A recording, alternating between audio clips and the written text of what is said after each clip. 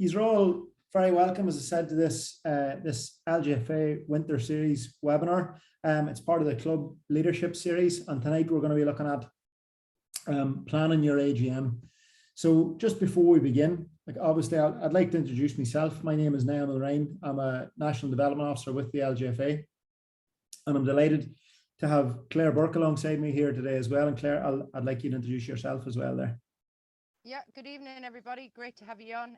I'm the Connacht Development Officer, so I'm delighted to be on this evening with Niall. Welcome. Yeah, thank you, Claire. And just before we start, guys, this webinar will probably last around 45 minutes. You'll all be placed on mute just to avoid sort of noise interruptions during the presentation. By clicking on your own name, so that you can rename yourself, you can put up your hand to ask questions and things like that there, and we'll be able to do that at certain points during the session as well. If you want to ask a question, there's a Q&A function and there's a chat function at the bottom of your screen on the wee taskbar. So just click into that, type in your question there, and Claire will be keeping an eye on that for us throughout the presentation. So we'll be alerted to any questions come in as well. And sometimes we might ask you just if you're understanding, and we can move on and things like that there. So like just get involved, I suppose, is the main point that I'd like to make as well. And if at any point you find you can't hear what we're saying, or if you can't follow the presentation, or if the screen has gone blank on you, would advise you that you leave the webinar and join back in, and hopefully that'll solve that problem as well. But I suppose just to begin with what we're looking at tonight, we're looking at planning your AGM, and really and truly, like, it's the time of year where maybe this football season's finishing off. There's some things that are happening over the next couple of weeks, be it county finals or be it anything else. And there's a lot of things to do between now and the time it comes to your AGM. So this presentation tonight is to hopefully make you feel like you're not being pulled in too many directions, and hopefully give you a wee bit of advice and guidance on the to-do list and the things to do before your AGM actually happens. So in terms of the club AGM, as per the LGFA's official guide, your club AGM should be held on or before the 1st of December every year. And members should be notified at least 5 days beforehand. So the latest you should be letting anyone know about your webinar is really in around the 25th of November, or your AGM, sorry. And I think the big part of the AGM is that the outgoing secretary and treasurer should give a report on activities in the club for the previous year. I suppose, as well as that, at your AGM, obviously you're going to be electing members and electing officers. So at your AGM, you should be electing your chairperson, your vice chair, secretary, registrar, treasurer, delegates to the county board and county convention, and also the positions of assistant secretary, assistant treasurer, PRO, development officer, and culture and language officer may also be elected as well. And as well as that, each club must appoint a children's officer who should be a member of the management committee. So the first 7 or 8 there, you're electing, and then you're appointing a children's officer as well. And then a report from your AGM must be sent to your county board within 10 days of your AGM. In terms of getting through to your members, and we'll look at this as we go through the presentation, but like, our advice is communicate to your members now, not even before the 5 days that you have to. Promote your AGM through verbal communications and welcome and attitude, and have that sort of attitude during the next couple of weeks. And when you're speaking to people, be it at training or games and things like that there, be I suppose positive about what you can bring by attending the AGM. Give written notice to your members as well, obviously, so you have to give that within 5 days, but it wouldn't do any harm to put that out there now and give them a date and say, look, here's something to remember. And then when it comes to the time, remind them.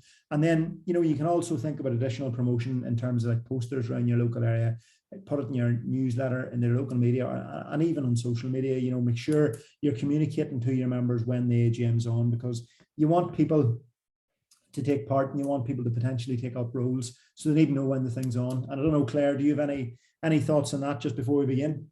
Yeah, no, you're right there, Niall. I'm just thinking, like, make sure you communicate with maybe the parents, because they're the kind of people who you really want to help out on different roles. But sometimes they feel, oh, I'm not on the board, so I'll just stay and help on the sideline.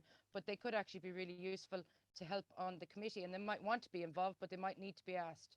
So just kind of put out the invite there to them all. Yeah, no, definitely couldn't agree more. Claire, and now's the time to do it. And I suppose this is just a wee bit of setting the scene and stressing that now is the time to think about this and not waiting until, the week of the AGM or the day of the AGM to think about who needs to be there.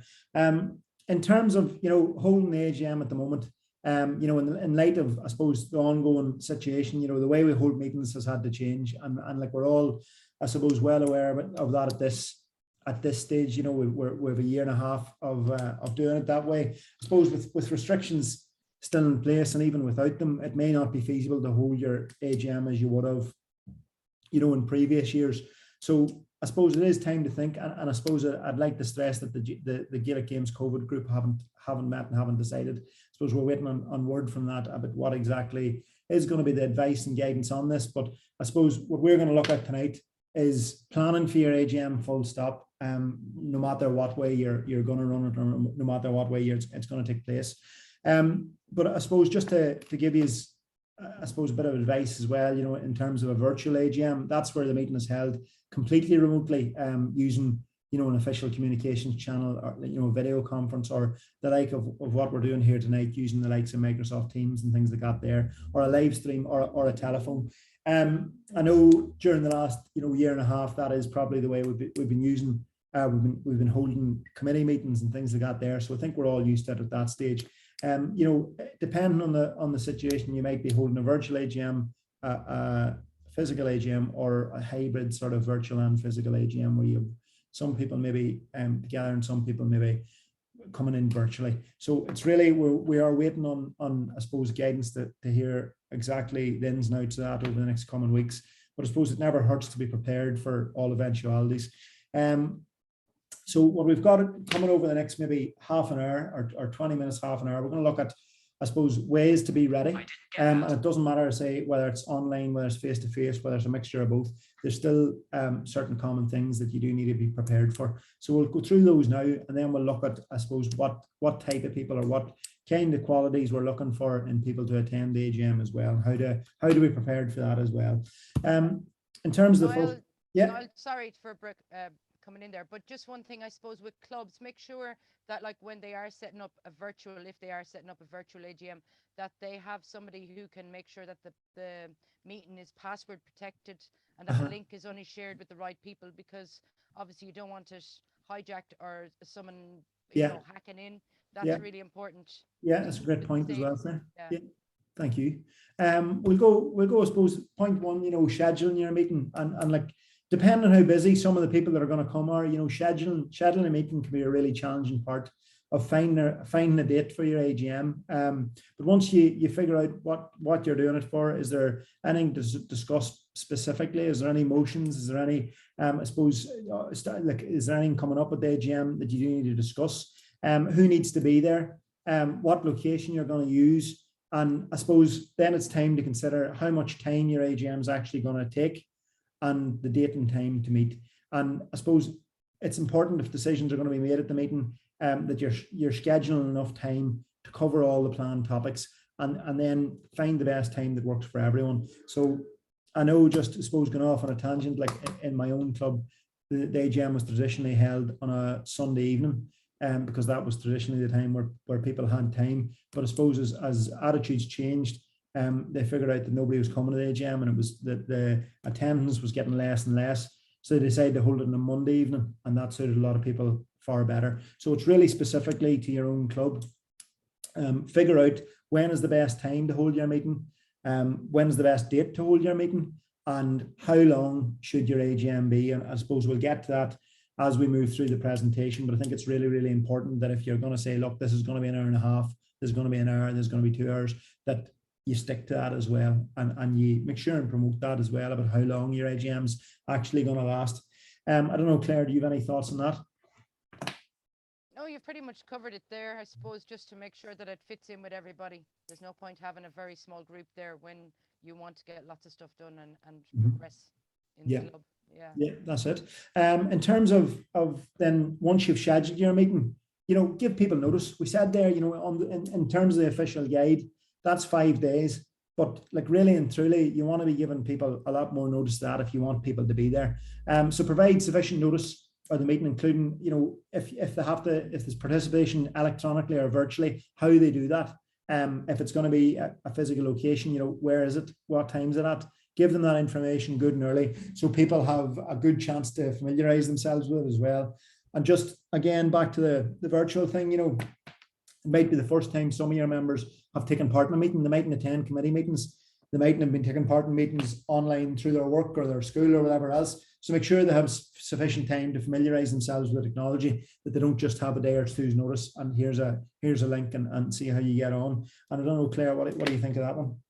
Yeah, no, I mean, in all of our clubs, we have different, age groups and elements, and there is people who just aren't they're not tech savvy. So it's really important, if you need to even explain to them and meet, if you see them, obviously socially distanced, just explain to them like what happens and how they do it, how they turn on their camera, turn it off, and their microphone, really basic stuff. But for some people, it's completely out of their reach. So it's important to make them feel like you do want them there by actually showing them in advance. Yeah, definitely. And like some of our I suppose longer stand members may not be that familiar with the technology as well, and it's important that they're involved in the AGM as well. And it shouldn't be a barrier for anyone who wants to get involved in your AGM or wants to get involved in your club.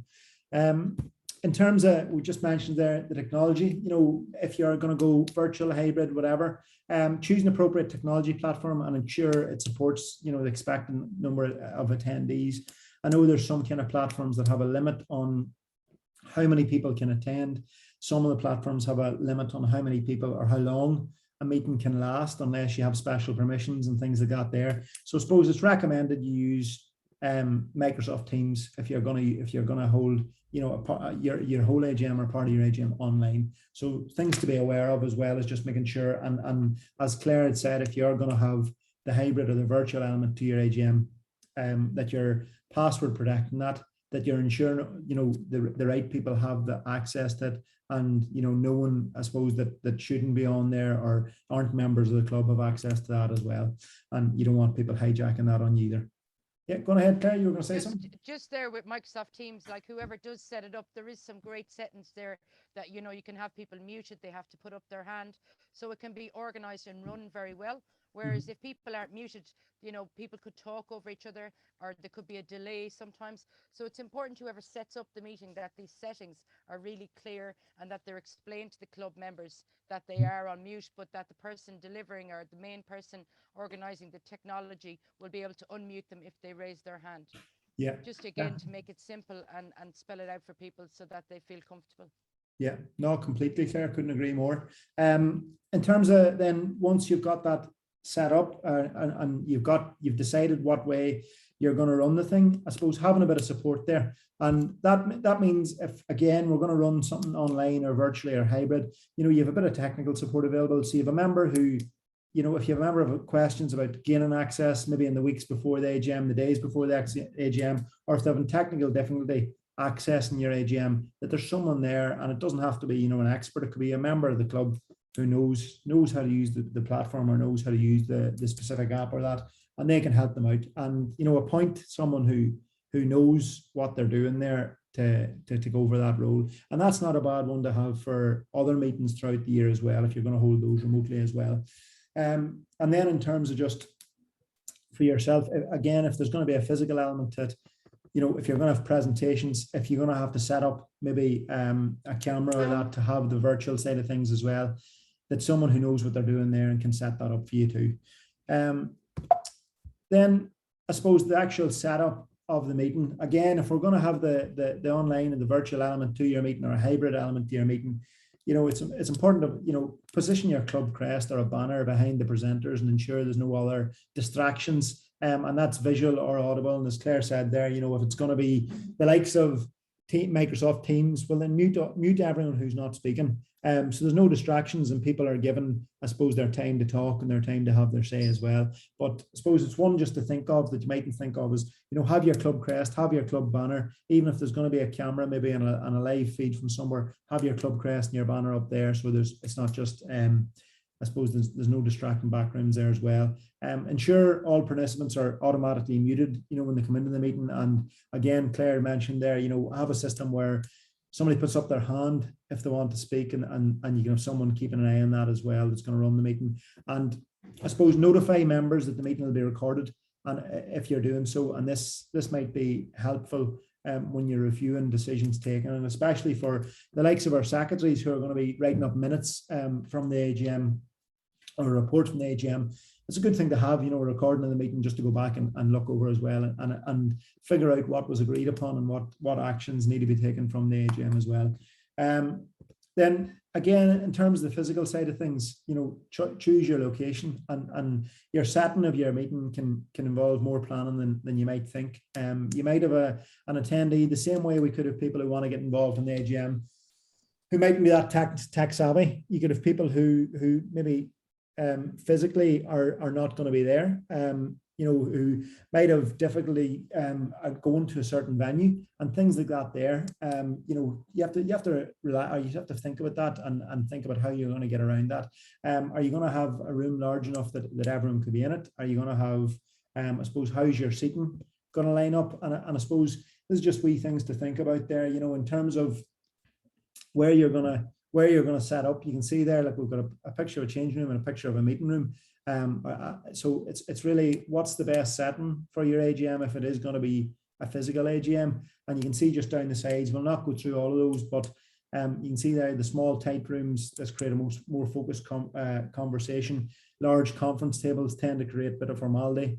Theatre type setups promote a one-way conversation where you have a top table and you have an audience that's going to listen. And sitting in circles and U-shapes create a bit more conversation among participants. So I know it might seem a bit outside the box thinking, but the way you set up, if you are having a physical meeting, can impact how much discussion, how little discussion you're going to have. And again, just the last one, food creates a more relaxed conversation. So this was maybe one for in the future, if you're going to have your AGM again, a cup of tea or a biscuit or something at the start can get people settled into what you're trying to do for the night as well. And I don't know if you have any thoughts on that, Claire. No, I suppose you just have to be aware there's new members, and then there'll be members who've been there for a long time. So, your setup as well could be that you kind of try and mix people together if they are face to face, and if not, maybe on your virtual screen, you might break them into breakout rooms and pick new people and people who've been there longer, just to kind of have a 5-minute chat at the start. Yeah. No, I think that's a really good idea as well, Claire, having the breakout rooms. If you're having your virtual AGM, that you're not having the same people in the same rooms all the time. No, very good one.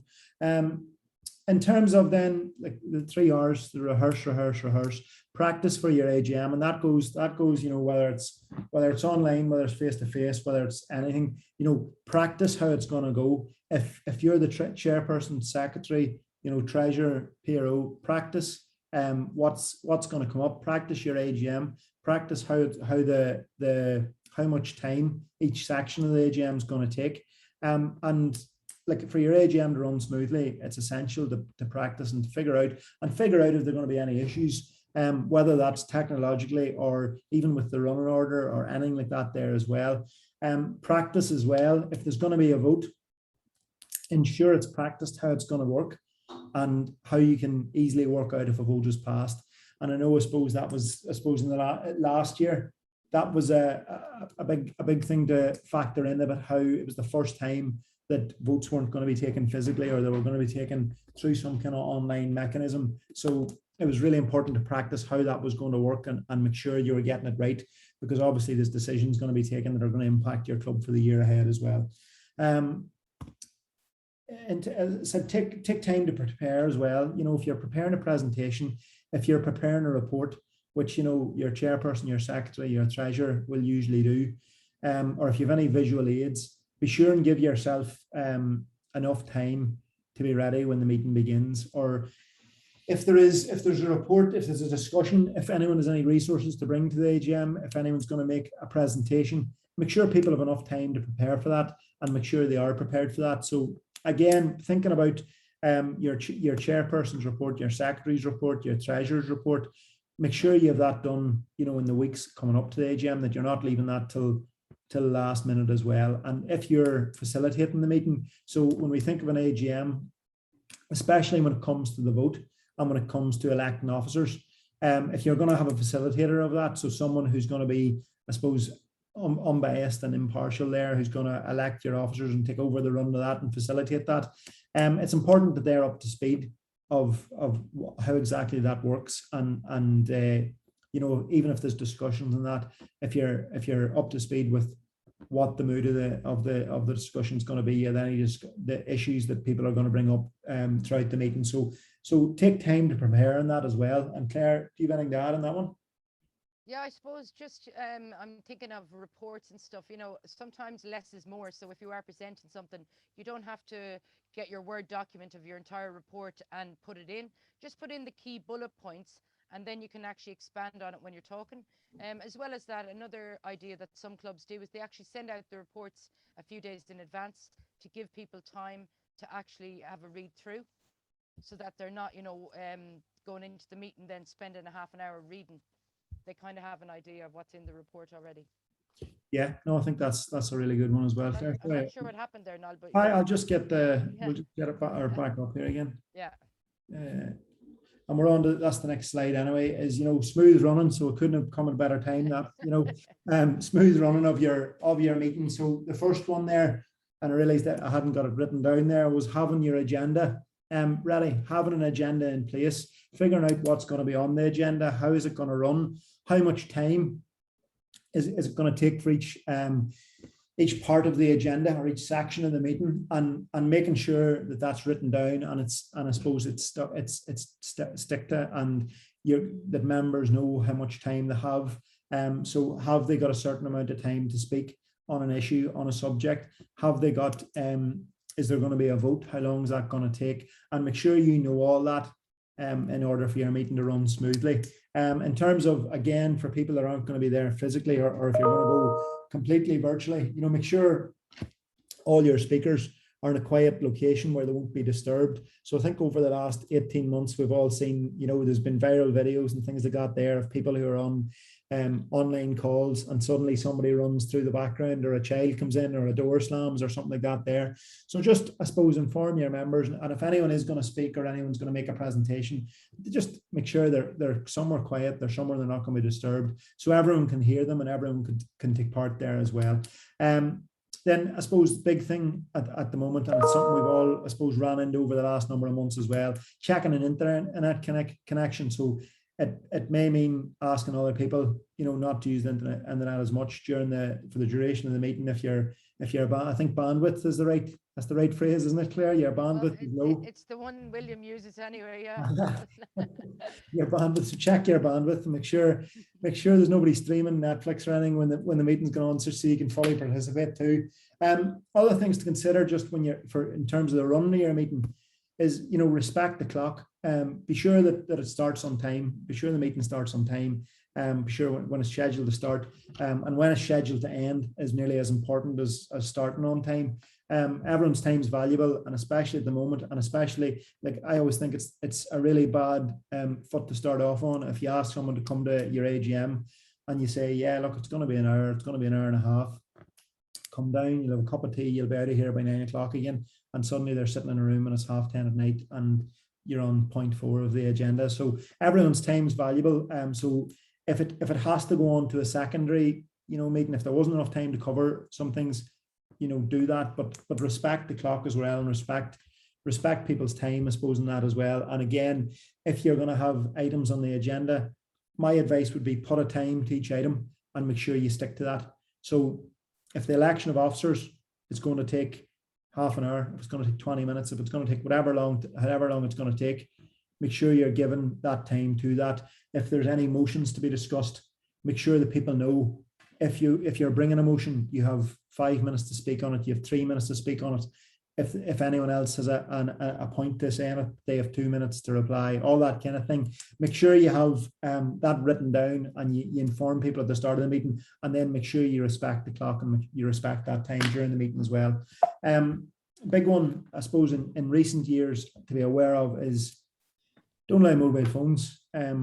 I would say, you know, this should probably be a rule in all your meetings. You know, make it clear that mobile devices should be silenced or stay out of sight during the meeting to avoid distractions, you know, caused by inappropriate calls or notifications throughout the meeting. Because the worst thing, you know, you could have is someone taking a call during your meeting, taking a call while someone else is speaking, that kind of thing. So make sure you make that a rule at the start of your AGM that, you know, anyone turn off your mobiles or silence them. And the temptation to check mobile phones can hinder collaboration. So adding this to your meeting rules could be a good idea if it will be a problem, if it is a problem. I always think that at my own club's meetings, it's never a problem because the signal's that bad. You couldn't check your phone anyway. So that could be a godsend for some people, maybe. I don't know, Claire, do you have any thoughts on that? Yeah, I suppose just, you know, some people in this day and age, you know, might want to be taking pictures of the meeting and different things like that if it's going on. Just be aware, like, other people mightn't be comfortable if you're online and they have their camera on. So, you know, try and just consider other people before you do use your phone, I suppose, really. Yeah, and I think it's a good point as well that, you know, it should be a rule for most meetings that, you know, you're here to take part in the meeting and not be on your phone and things like that there. So it's a good rule. It's a good rule to live by anyway. And finally, the last one in terms of preparing for your AGM, in terms of scheduling and planning the logistics of your AGM, is have a plan B. You know, before your AGM, sit down as a chairperson, secretary, whoever it is, sit down together and make a list of all the things that could go wrong. And that could be, again, technologically, could be on a presentation, could be with a report. And but it could even be if you know something's going to come up, if you know there's going to be a motion debated, and you know maybe there could be an issue with that. So figure out all the things that could happen and how you will respond to that and what impact on the meeting that could have. Common issues, you know, could be internet connection or quality problems, echo or feedback or sound problems, or people dropping in and out of the meeting. That could be one as well. And I suppose the other one to think of, just if you were having the virtual or the hybrid meeting, would be how the voting's going to go, what could go wrong with that, and how you would deal with that while if it happens. I don't know, Claire, do you have anything to add just in terms of the logistics of the meeting? Or is there anything well, I suppose, you know, over the last 18 months with us all being online, you know, there is times when things do go wrong. And the key thing to do is not to panic and not to worry. You know, like if you do lose your connection, as you said, just try and log back in. You know, if the presentation goes off the screen, you know, these things aren't the end of the world. People will be patient and understanding with you. So just don't worry and just work through it the best you can is all you can do, really. Yeah, no, good point, Claire. And I think what we're going to do now over the next maybe 10 minutes is we're just going to look at, I suppose, the types of people you want to come to your AGM, or the traits, the qualities people have that you want to have at your AGM as well. So in terms of matching the roles, we always say, I suppose, you want to have people there that are going to take up a role that suits their qualities, that suits their abilities, that suits their experience, that they're going to bring and have a positive impact in your club. I suppose it can be an easy trap to fall into, that you just want to fill a role and you just want to have someone there to have a role filled. So really, we said we'd spend a wee bit of time tonight on how to match the right people to the right roles. So the first thing I want you to do, just a piece of paper there, or you can write into the chat, is, you know, write down the qualities and outline the roles of, you can pick whichever one of these you want to write down. So the chairperson of the club, what kind of qualities and what is the role a chairperson has? A secretary, a children's officer, an under-12 coach, your senior manager, and just write down what the qualities of those people are, what the qualities of the roles are, and what is the role. So again, Claire, you might keep an eye on the chat, and I'll start talking here for a minute maybe, and we'll give people a chance to write it down. Even if you throw out one or two, guys, just what kind of qualities do you think those people need to have? So even you could focus on those officer roles there for the start. You could say chairperson, secretary, children's officer.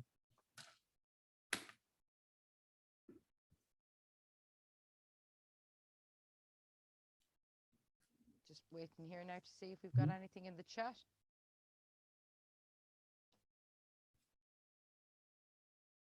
And I suppose, like, it's important, you know, when you're at the AGM, that you actually understand these roles yourself. You know, it's important that, you know, if you are going for a role, as Niall said, that you think about it. So Keith has come in with the secretary, organised. Yeah, I mean, the role of the secretary is a very expansive role in a club. You know, they're the main communicator between, say, the county board, the provincial board, the LGFA, and the club members. So there's quite a lot of work involved in that role. Yeah, no, definitely. And Keith, you're right there as well. You know, your secretary is your lead administrator within the clubs. They certainly do need to be organised. And when you think of the role a secretary does, dealing with all the correspondence, or thinking of fixtures, thinking of the injury fund, all that kind of things that a secretary does. So we'll take that one maybe. And I know everyone else you're writing down there, and Morris has come in there. The secretary needs the patience of a saint sometimes, definitely. Yeah. So I suppose here's the next question for you, guys. You know, when you think of a role, do your qualities, do your skills match any of the roles you're thinking of? And if they do, are you considering putting yourself forward for any of those roles? Is the role you're in at the moment, is there any other role where you could be more beneficial and you could have a more positive impact in the club? And if not, look at, if you're in the role that's right for you, can you recognize the qualities in somebody else? So somebody else in your community, somebody else that maybe isn't part of the club, isn't part of your committee, isn't part of your officer group, even isn't a coach within the club, maybe isn't even a member of the club. Can you think of someone else who has those qualities? And like, if you can, don't leave it to the night to ask them. I always say this, and I was on a call last night, Claire, and I was saying to somebody as well that when I was my first role within my own club, I was told to come down for a vote on whether or not the senior team could have a physio, and I went down, and the next thing I knew, I was the youth officer. And that's the way it happens up and down clubs right across the country. That you just wait for somebody to arrive, and you say, right, well, you do this role now, and there's a wee bit of peer pressure, and suddenly you have somebody who never thought they were going to do a role, suddenly now they're one of your officers. So what I would say over the next couple of weeks and over the next couple of the month or two before your AGM happens, figure out what your roles are that you need to fill for the next the next year. Have clear role descriptions. What is expected of people that you want to take on a role? Communicate them to your members as well. So all role descriptions for every role that you have in a club are on the LGFA website. So all the officer roles are on there. You can download them. You can put your own club crest on them. You can make them your own, and let people know what is expected of them. Identify people with the qualities required to undertake that role. So if you need a coaching officer or development officer within the club, who would be good at that? If you need a children's officer within the club, if you need to appoint someone, well, who in your local community has the skills required to do that role, instead of, we'll just let somebody do it just to have it filled. If you need a new chairperson, if you need a new secretary, if someone is stepping down over the next couple of weeks, now is the time to think of who are the people with the skills required to take on these roles. The next thing to do then is ask people, that personal touch of ringing somebody or face-to-face chatting to somebody and say, look, I'd like you to go forward for our secretary because, and list, the reasons why you think they would be a good secretary, instead of just saying, when you come to the AGM, tell people why you want them there, tell people what role you would like them to go for and why you think they'd be good at it. And I know, like, I hate to see it coming, the dreaded, Facebook message or the text message or, the mass one that comes out on, in a chat group or whatever, because nobody responds to those, and nobody, there's nothing personal about them, and nobody's gonna reply. I can think there, like, I'm up in Tyrone at the minute, and obviously we had, not to rub it into anyone, but we had the celebrations over the last month from the men winning All Ireland, and the bunting was still up on the town until last week, and suddenly there was a WhatsApp group message came through that said, is anyone around to take down the bunting? And it was like tumbleweed running through the chat, and that's what happens. And I looked out the door one night, and there was a couple of boys taking it down, and I felt that bad, and I went out myself and had them. But that's what I mean. People like to be asked and have that bit of a personal touch where you're actually getting in contact with someone and telling them why you would like them to become involved in your club. Otherwise, you're just not going to get a response. And at the same time, ensure you're clear of what will be required if they do take on the role. So, don't exaggerate to somebody, sure, come on, be the secretary. Sure, you'll only have to go to one meeting a month, because, we all know that's not what the secretary role is. It's not what the treasurer role is. It's not what the chairperson role is. So make sure you're clear about what exactly is required. Is it something that you're going to have to, concentrate on 1 or 2 nights a week? How much time are you going to have to give to the role? Is it a weekly thing? Is it a daily thing? Is it a monthly thing? How much time do people have to commit to be involved? Because if you sort of don't tell them the truth in that one and they figure it out, they might say, well, look, I don't actually want to do this at all. So make sure you're telling people exactly what the role entails.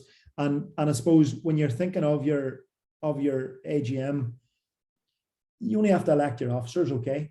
But think about setting up subcommittees, thinking about sharing the workload, think about even in the weeks coming up to your AGM, don't think of just yourself. If you're the chairperson or the secretary, don't leave it just to yourself to figure out who's gonna take on roles here. Set up a working group, set up a wee subcommittee, and get the right people on that and figure out who's going to be involved here and who can we spread out and a couple of years tackle who do we want to be involved in the club. And then again at your AGM, set up subcommittees as well as electing your officers and match the right people to the right role, because you might find that people might commit to a smaller role where it's not an officer role, but they might come into a subcommittee. So you get a local business person could come onto your fundraising committee, or a parents group could be set up on a subcommittee there, and they can have small roles, rotating every 4 to 6 weeks and things like that as well. And I think the thing to remember with that is, think now, what roles do you need to fill for 2022? Do that wee exercise, figure out what the role is, figure out what you need to do to fill that role, or what kind of skills or qualities are required, and then identify people in your local area, and over the next couple of weeks start talking to them, get it in their head, the AGM's on at this date, would like you to be there because this reason, that reason, and start asking them now. And I think the big thing to remember there is, if the person is the right fit, because in our clubs, to work together and to be part of the thing, we're all part of a big jigsaw, and if there's a piece that's not right, the jigsaw is never going to be complete. So if there's a piece that doesn't fit, the jigsaw is not going to be finished. So remember that you need the right people into the right roles to ensure that 2022 goes off on the right foot. And I don't know, just before we finish, Claire, do you have any thoughts on that about getting the right people to the right roles? No, I just agree with you there 100% now. Like it's just really important that, going forward. And one thing I will say, the slide before, it was about getting your subcommittees. So like the likes of, say, your development officers in your clubs, they need help with the coaching, they need help with the refereeing. There's a few elements in there within development. You mightn't have a certain development officer, but to bring up standards in your club, try and set up like committees that will do that and work together to upskill your coaches, maybe work with your referees, things like that, within a club, because it will definitely improve your club overall going forward. Mm-hmm. Very good. Yeah, no, I completely agree as well, Claire. That's it from us tonight, guys. Just if you have any questions, make sure write them into the chat. Put up your hand there, and we can even I think we can maybe unmute you and we can have a chat about it as well. But if you have anything you'd like to add, if you have any questions, type away now and get them in there, and Claire will keep an eye on that. And if not, best luck with your AGMs over the next coming months, and hopefully we'll have officers returned in all our clubs and get working on a good 2022. So thanks for listening, and I suppose stay safe and stay positive, and safe home, and good luck with the rest of your evening. Thank you.